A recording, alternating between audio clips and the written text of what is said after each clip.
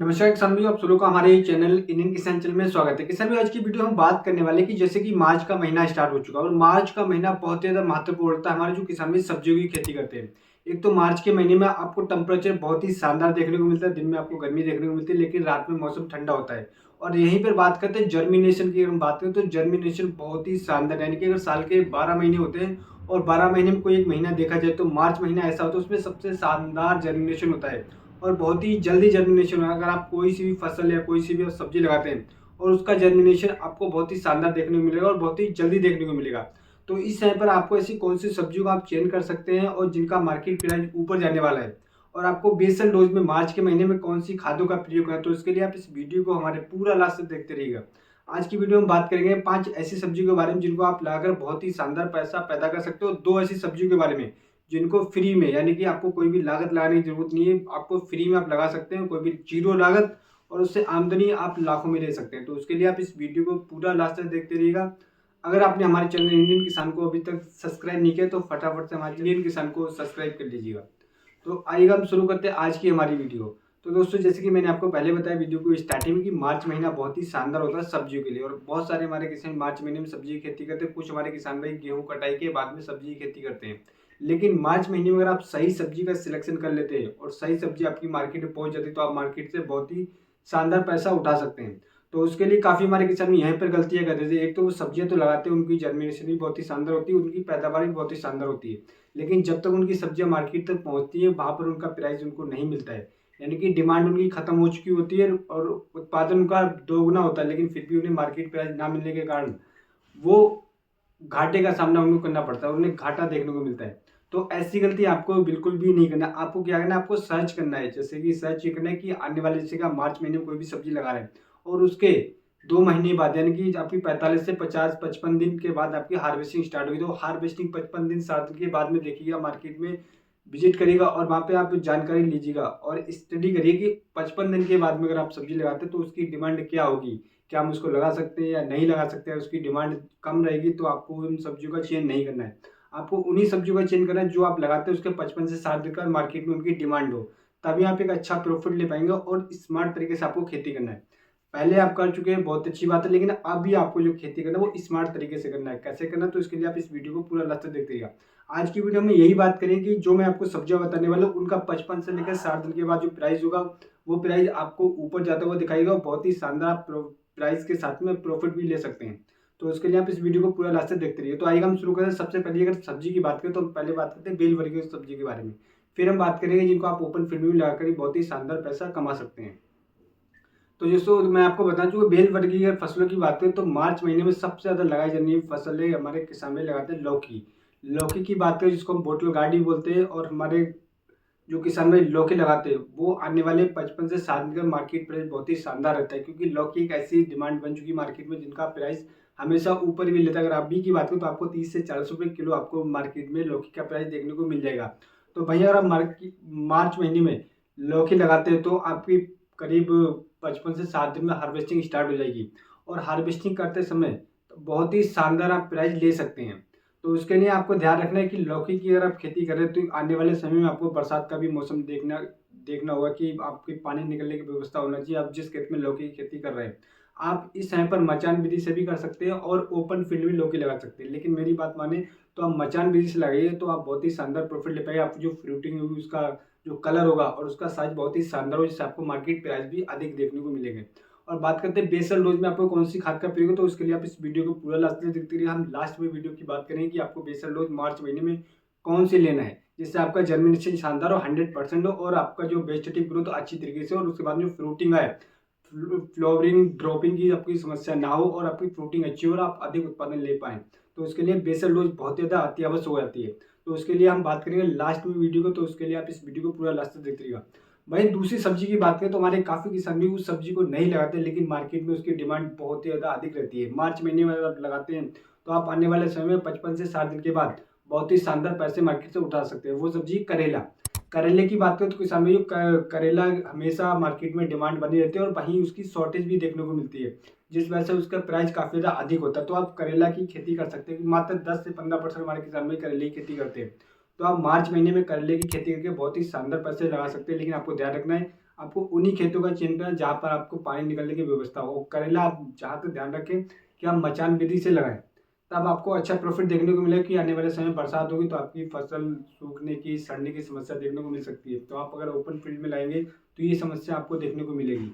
भाई आप मचान बीज लगाएं तो आप इस समस्या बच सकते हो। आपको कम स्प्रे करने की आवश्यकता नहीं पड़ेगी क्योंकि रोग प्रतिरोधक क्षमता भी आपको अधिक देखने को मिलेगी। तो आप मचान विधि से लाकर बहुत ही शानदार पैसे उठा सकते हैं। तीसरी अगर मैं फसल की बात करूँ कि जैसे आप लौकी लगाते हैं तो उसके साथ में आप तुरई तुरई भी लाकर बहुत ही शानदार पैसे उठा सकते हो, क्योंकि आने वाले समय में तुरई का जो प्राइस है वो आपको 40-35 रुपये आराम से मिलेगा, 55-60 रुपये भी मिल सकता है। तो भाई अगर आप मार्च महीने में लाएंगे तो अप्रैल मई के फर्स्ट वीक में आपकी स्टार्ट हो जाएगी तुरई। 45 से लेकर 50-60 रुपये प्रति केजी के हिसाब से तुरई के आप मार्केट उठा सकते हैं। तो मार्च महीने में तुरई की खेती करके बहुत ही शानदार तरीके से आप उत्पादन ले सकते हैं। ये जो तीनों मैंने आपको सब्जियां बताई, ये तीनों सब्जियों आपको यानी कि मचान विधि से लगाएंगे तब आपको बेहद अच्छा प्रॉफिट देखने को मिलेगा। भाई आपका जो फल होगा उसका साइज बहुत ही ज़्यादा अच्छा होगा, कलर शानदार होगा। अगर कलर आपका शानदार होगा तो आप मार्केट ले जाएंगे तो आपके हाथ से छीन के लोग लेके जाएंगे, इतनी ज़्यादा डिमांड आपकी फसल की बढ़ जाएगी। और आप इस तरीके से लाएंगे तो बहुत ही शानदार आपको प्रॉफिट मिलेगा मार्केट से, प्राइस यानी कि डबल आप प्रॉफिट ले पाएंगे। तो हम मचान बीज से लाकर बहुत ही शानदार पैसे उठा सकते हैं। अब बात करते हैं दोस्तों, जैसे कि मैंने आपको बताया था कि हम बात करेंगे कुछ ऐसी सब्जी को जिनको आप ओपन फील्ड में लाकर बहुत ही शानदार पैसे कमा सकते हैं। वो है सबसे फेवरेट जो फसल मानी जाती है जिसको ओकरा भिंडी भी बोलते हैं, उसकी खेती करके आप बहुत ही ज़्यादा शानदार उत्पादन ले सकते हो, मार्केट से प्राइस भी अच्छे ले सकते हो। क्योंकि अगर आप मार्च महीने में लगाते हो तो आपकी नवंबर तक ये चलती है, सही तरीके से आप हार्वेस्टिंग करते हो, सही तरीके से आप देखभाल करते हो तो आप नवंबर तक इससे तुड़ाई ले सकते हो। लेकिन काफ़ी हमारे किसान भी इस चीज़ पे ध्यान नहीं देते, उस पर भी हम बात करेंगे।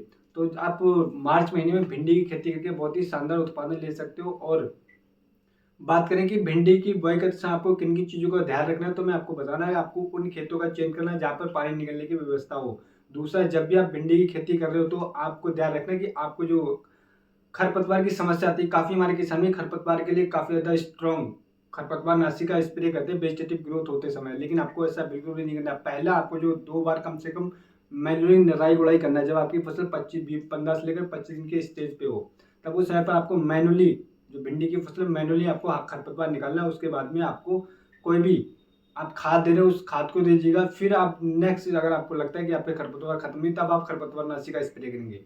इससे पहले आपको खरपतवार नाशी का स्प्रे बिल्कुल भी नहीं करें। यहाँ पर हमारे काफ़ी किसान की गलती है, उनका पैसा टाइम बर्बाद होता है, फसल भी साथ में बर्बाद होती है। तो ऐसा आपको बिल्कुल भी नहीं करता। तो मार्च महीने भिंडी की खेती करके बहुत ही शानदार पैसे उठा सकते हो, क्योंकि आने वाले समय में भिंडी का भी प्राइस आपको 30 से 40 रुपये प्रति केजी के हिसाब से आपको देखने को मिल सकता है। तो आप भिंडी की खेती करके बहुत ही शानदार पैसे उठा सकते हैं।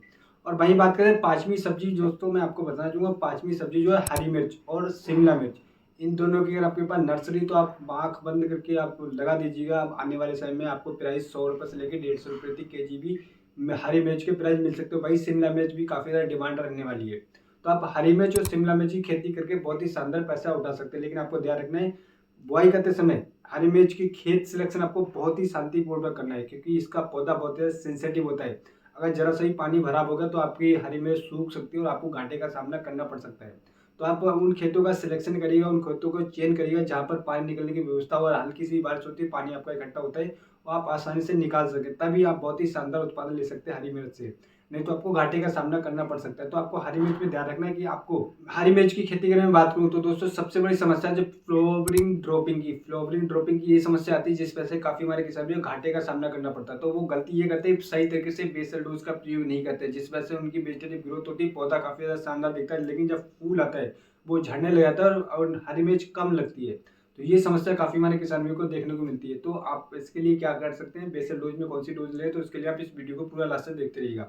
दोस्तों जैसे कि मैंने आपको बताया कि हम 5 सब्जियों के बारे में बात करें, 2 ऐसी सब्जियों के बारे में बात करें जिनको आप फ्री में लाकर और लाखों में रुपए कमा सकते हैं। तो वो कौन सी सब्जी है, तो उसके लिए मैं आपको बताना चाहूँगा, इस वीडियो को स्किप बिल्कुल मत करिएगा। तो दोस्तों मैं आपको बताना चाहूँगा कि जैसे कि आप कोई भी मचान बीज से सब्जियाँ लगा रहे, करेले की, लौकी की, तुरई की, या फिर आप लगा रहे खीरे की, या आप भिंडी लगा रहे हैं आप बेड विधि से, या हरी मिर्च लगा रहे हैं बेड विधि से, तो आप 8x10 या 10x10 का आप गैप ले रहे हैं। तो उस गैप में आपको क्या करना है, उस जमीन को आपको यूटिलाइज करना है। यूटिलाइज अगर आप करेंगे तो आपको पहली चीज़ आपके खरपतवार कम हो गए आपकी फसल में।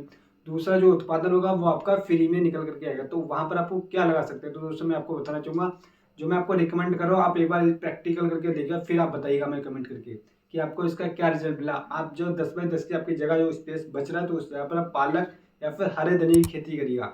आपकी कोई भी लागत नहीं होगी, बस आपको एक बार अच्छी तरीके से नराई गुड़ाई करके आपको बुआई कर देना है, बस आपको बीज देना है और उसके बाद में आपको कोई भी लागत लगाने की आवश्यकता नहीं है। जो आप खाद लाएंगे वही खाद इनमें ऑटोमेटिक लग जाएगी और आप बहुत ही शानदार उत्पादन ले पाएंगे। यानी कि जो आप लौकी तुरई लगा रहे हैं तो उससे अधिक भी प्राइस आप पालक और धनिये से ले सकते हैं, क्योंकि आने वाले समय में धनिये का प्राइस काफ़ी ज़्यादा ऊपर जाने वाला है।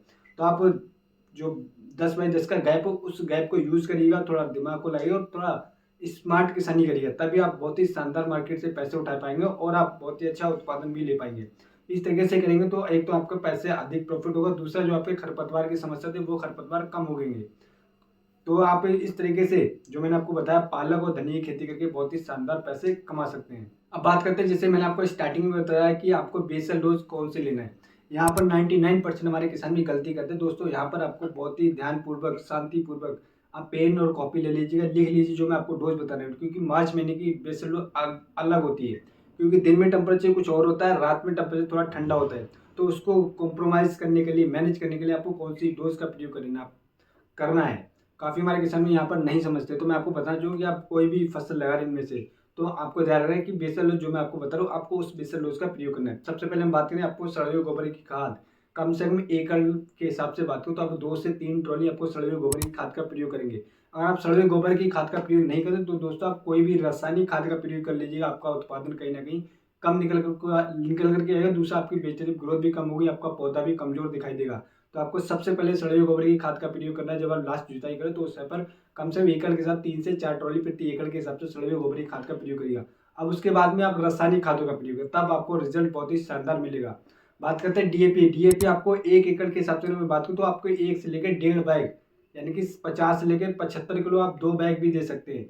इस तरीके से आपको बेसल डोज के लिए आपको लेना है डीएपी। और उसके साथ में आप एसएसपी की बात करूँ तो आपके 1 एकड़ के हिसाब से 1 बैग आपको सिंगल सुपर फास्फेट लेना है।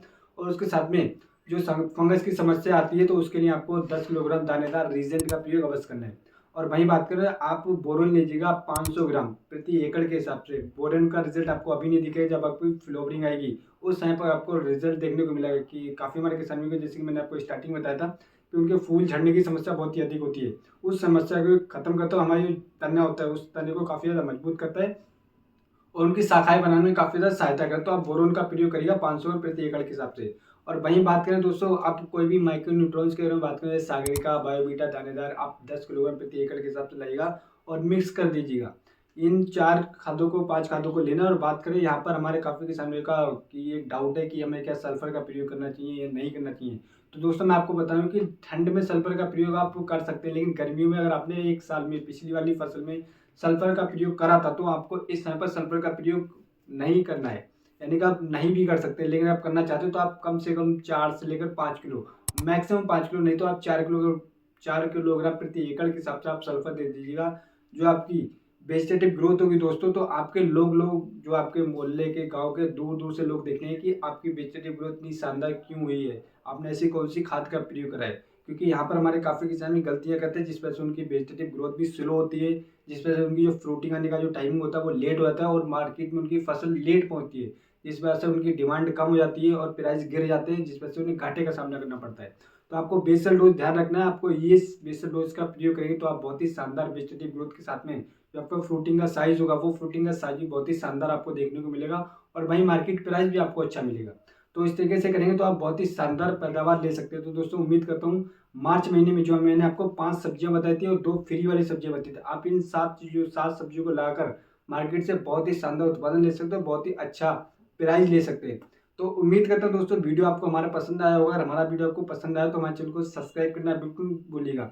और दोस्तों आप हमें कमेंट करके बता सकते हैं कि आप कौन से एरिया में रहते हो और आपके एरिया में कौन सी सब्जियां मार्च महीने में लगाई जाती है, किनका प्राइस ऊपर जाने वाला है।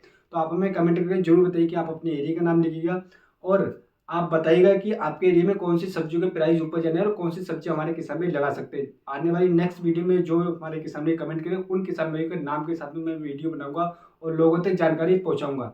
तो मिलते हैं नेक्स्ट वीडियो में नेक्स्ट जानकारी के साथ। जब तक के लिए धन्यवाद दोस्तों।